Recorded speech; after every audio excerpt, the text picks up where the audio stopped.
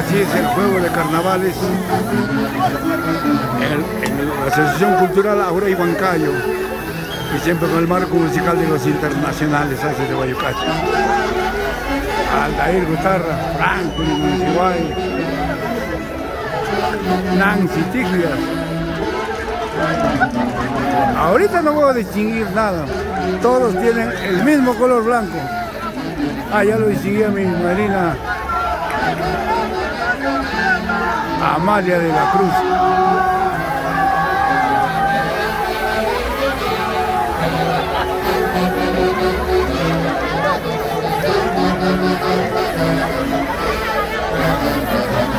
Es el Carnaval Huanca.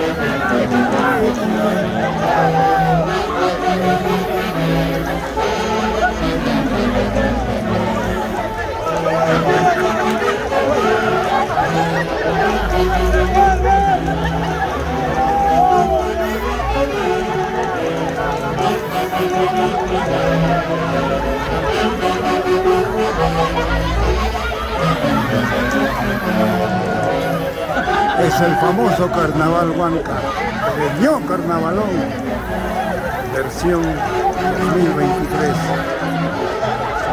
de la Asociación Cultural más grande de Guaylas, Unión Cultural Aura y Huancayo.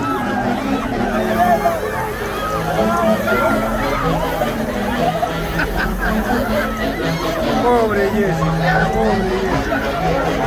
David, lo que decir.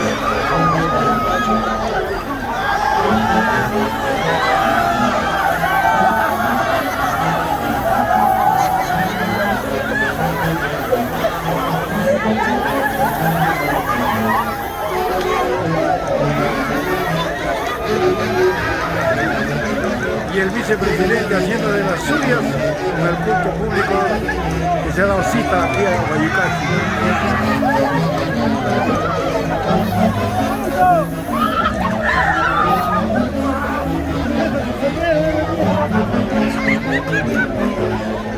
¡Alfredito!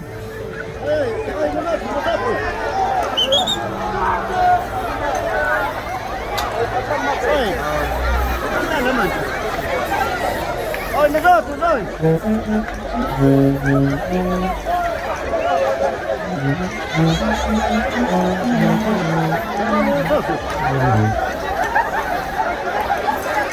ven!